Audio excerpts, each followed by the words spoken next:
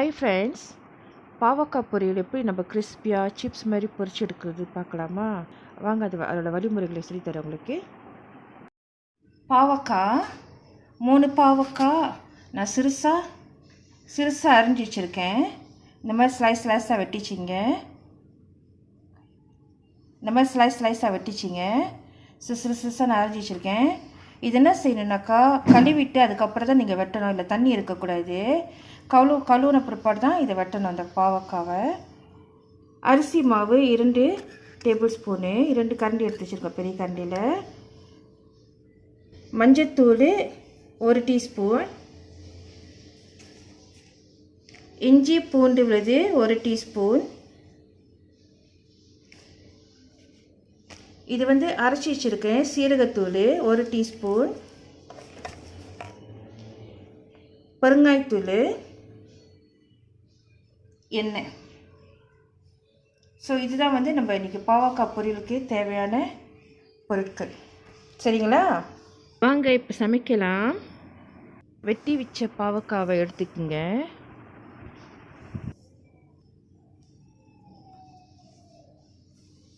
சீரகத்தூளை போட்டுக்கிறேன். சீரகத்தூள், பெருங்காயத்தூள்,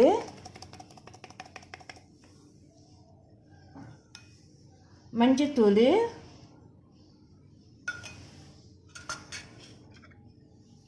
இஞ்சி பூண்டு விழுது,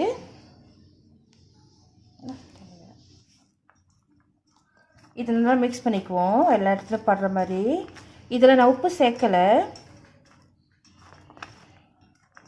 இந்த மாதிரி நல்லா கிளறி விட்டுக்குவோம் எல்லா இடத்துலையும் படுற மாதிரி.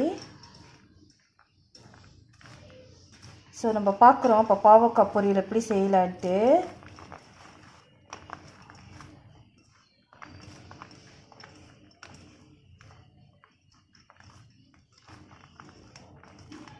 ஓகே, இந்த பொருட்களை மிக்ஸ் பண்ண பிற்பாடு, கலந்த பிற்பாடு, இப்போ நம்ம எடுத்து வச்சுருந்த 2 டேபிள் ஸ்பூன் அரிசி மாவு எடுத்து வச்சுருக்கேன். இதை மிக்ஸ் போட்டுக்கிறேன்.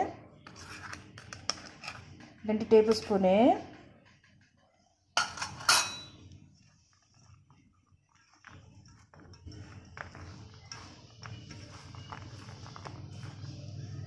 ஸோ இந்த மாதிரி நல்லா கிளறி விட்டுக்க வேண்டியதான் எல்லா இடத்துலையும் படுற மாதிரி.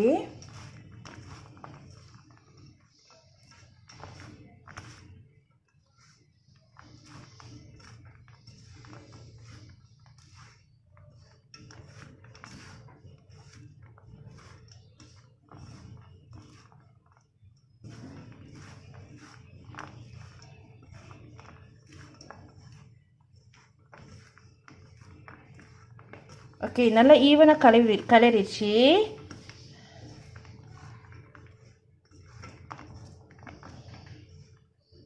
இப்போ இந்த பாவக்காய் பொரியலை நம்ம பொரிக்கலாம் பாவக்காவை. ஓகே, நல்லா ஈவன் ஆயிடுச்சு. சட்டியில் எண்ணெயை சூடு பண்ணிக்குவோம் பாவக்காய் பொரிக்கிறதுக்கு. பாவக்காவை எப்படி கிறிஸ்பியாக சிப்ஸ் போல் பொரிச்சு எடுக்கணும், அந்த சீக்ரெட் உங்களுக்கு நான் சொல்லித்தரேன்.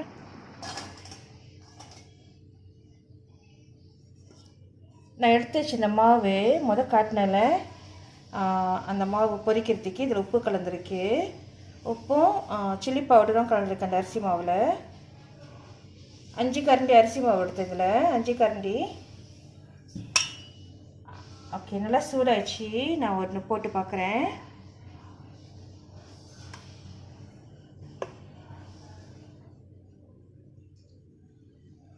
ஓகே, நல்லா பொரியுது. இப்போ நான் இதில் மாவில் கலந்து நான் பொரிக்கிறேன்.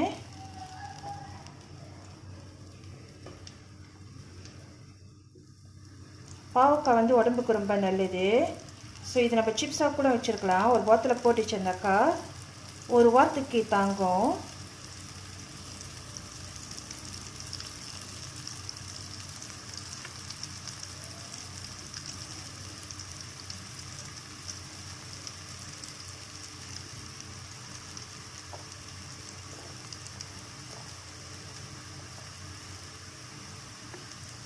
நல்லா பொரிஞ்சு நிறம் மாதிரி வரணும் பாவக்காய்.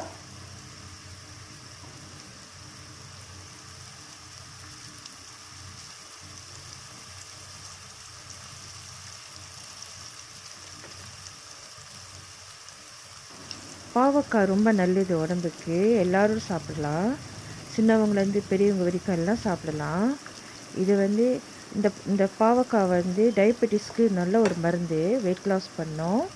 அது தவிர்த்து ஸ்ட்ரோக் டிசீஸ் இருக்குல்ல, ஹார்ட் டிசீஸ், ஸ்ட்ரோக் வந்து அது ரிலீஸ் பண்ணும் அந்த ரிஸ்க்லேருந்து.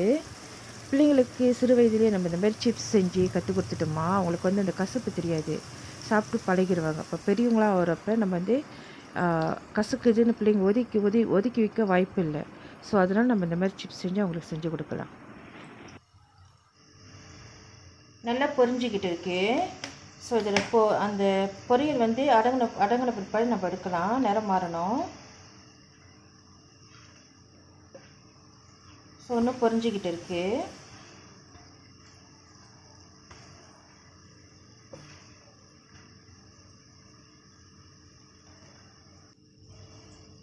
இங்கே பாருங்கள், அந்த பொரியல் வந்து நின்றுச்சு. மாதிரி அந்த மாதிரி ரொம்ப பாபிள்ஸாக வரல. ஸோ நல்லா பொரிஞ்சிருச்சு. இப்போ நம்ம எடுக்கலாம் அதை.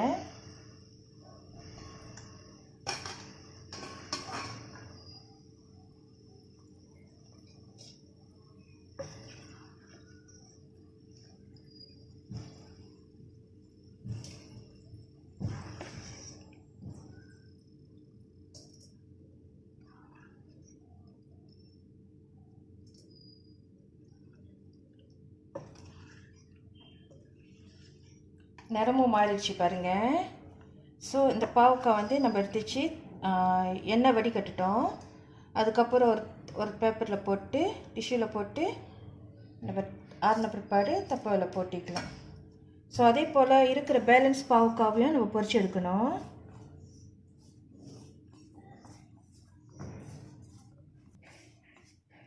இந்த சமையலோட டிப்ஸ் வந்து எங்கள் அம்மாவோட சமையல் இது. அவங்க சொல்லி கொடுத்தாங்க. அவங்க தான் இதை பொரிப்பாங்க ரொம்ப அந்த மாதிரி. ஸோ இது ரகசியம் என்னென்னா அதோட பக்குவம், எந்த டைமில் வந்து நம்ம உப்பு சேர்க்கணும், அதோட பக்குவம். அதுதான் உங்களுக்கு அப்போதுக்கு நான் சொல்லி கொடுத்துட போகிறேன்.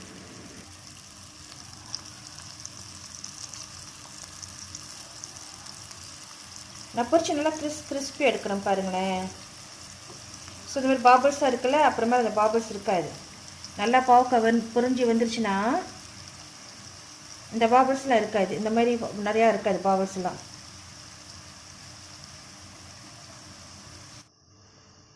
பாவக்காய் நல்லா பொரிஞ்சிக்கிட்டு இருக்கு. பொரிஞ்ச பாவக்காய் இது. ஸோ நான் எடுத்து இந்த பிளேட்டில் போட்டுக்கேன், எண்ணெய் வடிகட்டேன்.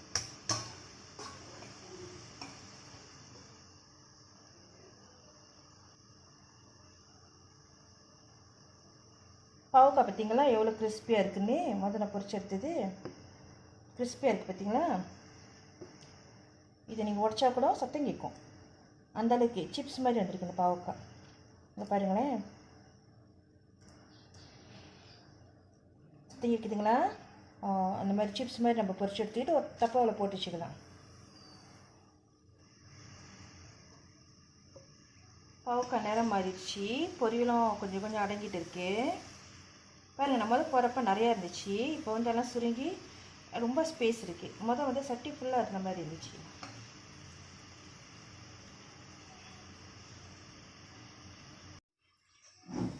பாவக்காயில் வந்து உப்பு சேர்க்கக்கூடாது, அதான் அதோட ரகசியம். நீங்கள் உப்பு சேர்த்திக்கினாக்கா அது வந்து தண்ணி கொத்துக்கும். ஸோ பொரிக்கிற டைமில் தான் வந்து அந்த உப்பை சேர்த்து ஒருடி நம்ம பொரிக்கிறதுக்கு போகணும். நீங்கள் முன்கூட்டியே நீங்கள் உப்பு சேர்த்துட்டிங்கனாக்கா அது தண்ணி கொத்துக்குச்சுன்னா உங்களுக்கு அது கிறிஸ்பினஸ் கிடைக்காது. அதான் அதோட ரகசியம், அதோட பக்குவம். சரிங்களா.